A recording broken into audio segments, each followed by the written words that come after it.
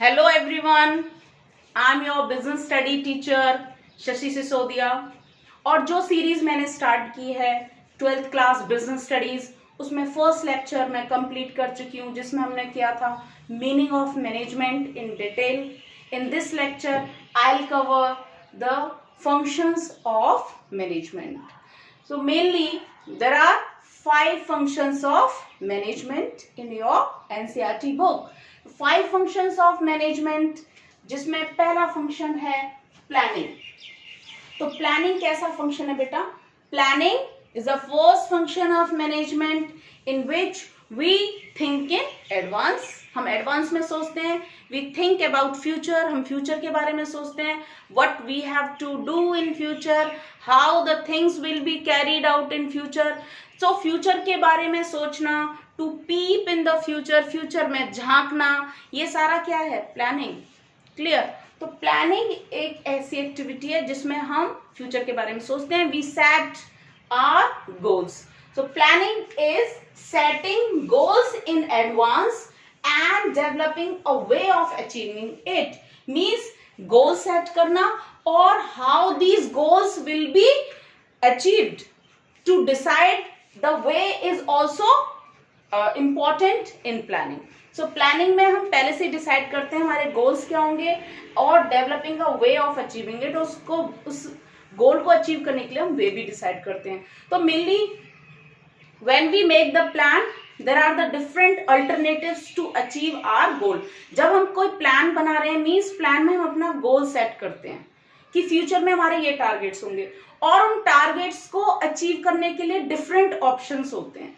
अब उसमें से बेस्ट ऑप्शन कौन सा होगा, हम उन सारे ऑप्शंस को क्या करते हैं? मेजर करते हैं, उनके पॉजिटिव और नेगेटिव पॉइंट्स को देखते हैं. ऐसा तरीका जिससे हम मिनिमम कॉस्ट पर हम अपने गोल को अचीव करते हैं, उसे हम क्या बोलते हैं? Best option. तो उस बेस्ट ऑप्शन पर हम अपना काम स्टार्ट करते हैं. तो मेनली प्लानिंग क्या है? Planning means setting goal in future, setting goal in advance and the way of achieving this goal. इस गोल को अचीव भी करने का तरीका, इसे हम बोलेंगे planning. Right? Next is organising. After deciding goal, after deciding target, we organize the things. We collect the human and physical resources. Human resources, mainly collection of human resources नहीं, but to create the post in which the human resource will be put on. जिसमें human resource को हम put करेंगे in this function. तो organizing, mainly assigning the duties, creating the job positions, establishing the authority and responsibility relationship. This is the function of management organizing. So organizing is assigning duties, establishing superior subordinate relationship, grouping the task, making the departments. Mainly this is important function of management. क्यों? क्योंकि जो हमने goal achieve किए ना, ये गोल को achieve कैसे किया जाएगा, कौन अचीव करेगा, कौन क्या काम करेगा, किसकी क्या अथॉरिटीज होंगी, कौन किसको रिपोर्ट करेगा, कौन किसको ऑर्डर देगा, तो ये किस में डिसाइड करते हैं हम? ऑर्गेनाइजिंग में. आपकी बेटा जो बुक है एनसीईआरटी फर्स्ट पार्ट, वो इसी फंक्शन पर बेस्ड है. तो जो आपका फर्स्ट चैप्टर है that is nature and significance of management, और सेकंड चैप्टर है आपका प्रिंसिपल्स ऑफ मैनेजमेंट, जो टेलर और फ्योल के प्रिंसिपल्स में कराऊंगी इस चैप्टर में आपको, और थर्ड है आपका बिजनेस एनवायरनमेंट. और जो फोर्थ से आपके चैप्टर स्टार्ट हैं, these chapters are based on functions of management. तो fourth chapter is planning, fifth is organising, sixth is staffing, seventh is directing, eighth is controlling. तो और डिटेल में हम इनको पढ़ेंगे. अभी इस चैप्टर में, आपके फर्स्ट चैप्टर में, फंक्शंस ऑफ मैनेजमेंट को हम थोड़ा शॉर्ट में पढ़ेंगे. तो first function planning we have done. Organising में हम क्या बनाते हैं बेटा? जॉब्स बनाते हैं. जॉब्स मीन्स हम स्ट्रक्चर बनाते हैं केवल कि ये जॉब्स, ये जॉब्स, ये जॉब, इसकी क्या अथॉरिटीज हैं, इसकी क्या अथॉरिटीज हैं, ये इनको ऑर्डर देंगे, नीचे ये किसको ऑर्डर देंगे. These creating, we create this structure. तो स्ट्रक्चर क्रिएट करना, ड्यूटीज असाइन करना कि किसकी क्या ड्यूटीज होंगी, कौन सुपीरियर होगा, सबऑर्डिनेट होगा. These all things are done in organising. After organising, staffing is done. Staffing means now we fill these posts. जो पोस्ट हमने क्रिएट की थी ना ऑर्गेनाइजिंग में, अब उनकी हम फिलिंग स्टार्ट करते हैं. So human resource is entered in organization through the staffing. So staffing is the third function of management in which we find the right person for the right job. Most important function. If the organization has selected the wrong person, the organization can't grow. So to select the competent person, to select the motivated person, it is most important. Competent person होना चाहिए, उस तभी वो आपकी organisation के लिए अपना 100% output देगा. तो selecting a right person is most important. Staffing is most important. 1 marks के क्वेश्चन में भी आता है which function of management is life giving function. तो यहां से लाइफ गिविंग आ रही है. बाकी तो अभी हम गोल डिसाइड कर रहे हैं, ऑर्गेनाइजिंग स्ट्रक्चर क्रिएट कर रहे हैं, बट लाइफ ह्यूमन रिसोर्स कहां से आ रहा है? स्टाफिंग फंक्शन से. Why this is important? आप बहुत अच्छे फिजिकल रिसोर्सेज रखो, बहुत अच्छी बिल्डिंग बनाओ, बहुत अच्छा इंफ्रास्ट्रक्चर एडॉप्ट करो, रॉ मटेरियल अच्छी क्वालिटी का परचेज करो, मशीनरीज हाईटेक मशीनरीज हैं, but if your human resource is not competent, not trained, skilled, so your all physical resources will be in vain. वो वेस्ट चले जाएंगे, बिकॉज ह्यूमन रिसोर्स अगर competent नहीं है वो उसको हैंडल ही नहीं कर पाएंगे. क्लियर? तो most important is competent human resource. Human resource आपका बेस्ट होना चाहिए.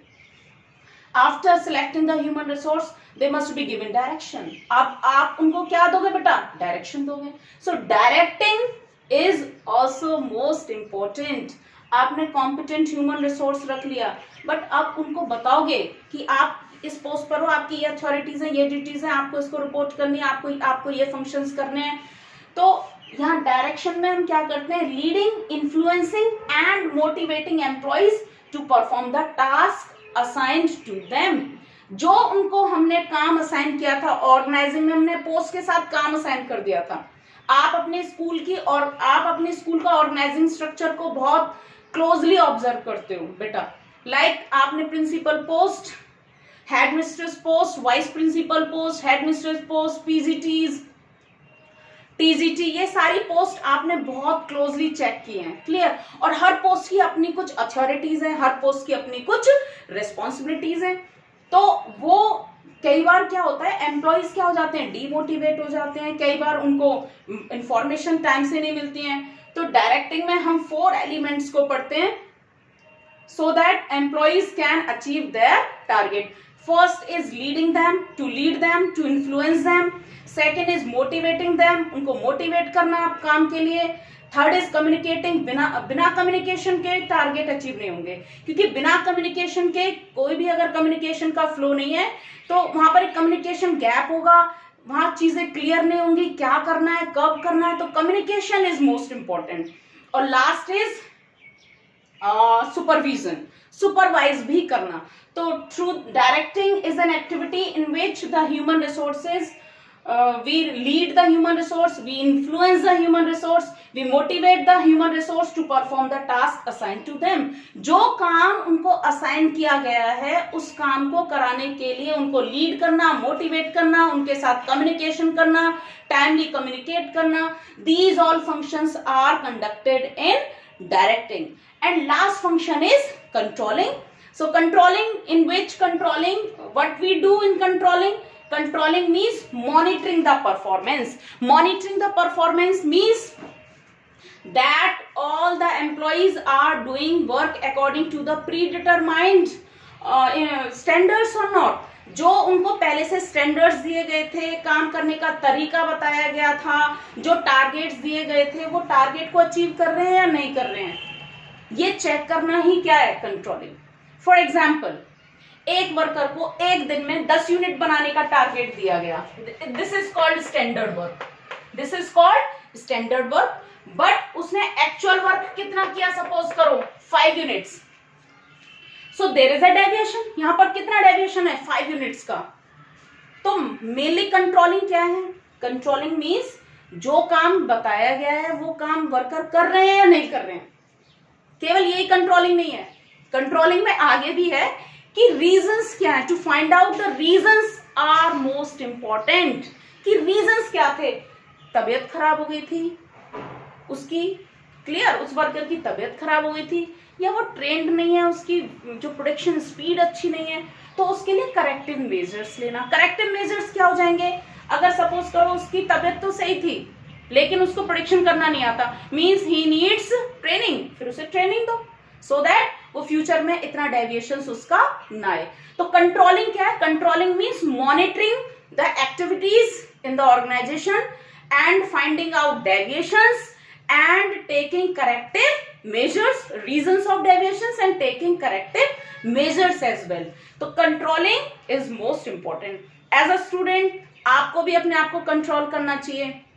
आपने कुछ प्लान सेट किया होगा ना पढ़ने के लिए कि भी मुझे 95% अबव लाना है, उसके लिए मैंने प्लान्स बनाए हैं। प्लान क्या है, मैं रात को पढ़ूंगा 12 से सुबह 4 बजे तक, तो कहीं ऐसा तो नहीं आप सो जाते हो, तो आप कंट्रोल करो, मीन्स यू आर डेविएटेड। आपने प्लान बनाया मैं जब घर में सब सो जाएंगे रात को 10 से 4 बजे तक मैं पढ़ूंगा या पढ़ूंगी, और आप उस टाइम सो जाते हो, मीन्स यू आर डेविएटेड। फिर आप अपने आप को कंट्रोल करो। तो कंट्रोलिंग क्या है, जब तक प्लान नहीं है जब तक कंट्रोल नहीं है। So first of all there will be the planning और the activities will be controlled if the activities are not going on according to the plan. और अगर डेविएशंस हैं तो उनको रिमूव किया जाएगा, करेक्टिव मेजर्स लिए जाएंगे। करेक्टिव मेजर्स क्या होगा बच्चे, आप बताओ। आप रात को नहीं उठते हो, नहीं पढ़ते हो, आलस में सोते हो, करेक्टिव मेजर्स क्या है, ये करेक्टिव मेजर्स हैं। आप अपने आप को मैनेज करोगे, उस टाइम उठोगे और पढ़ोगे। क्लियर, तो best of luck for your exams. अच्छे से पढ़ो, अच्छे से तैयारी करो 12th क्लास में। क्लियर, तो मुझे लगता है आपको ये फंक्शंस ऑफ मैनेजमेंट बहुत अच्छे से समझ में आ गया होगा। नेक्स्ट टॉपिक हम कवर करेंगे बेटा natures of management. Clear, thank you and have a nice day.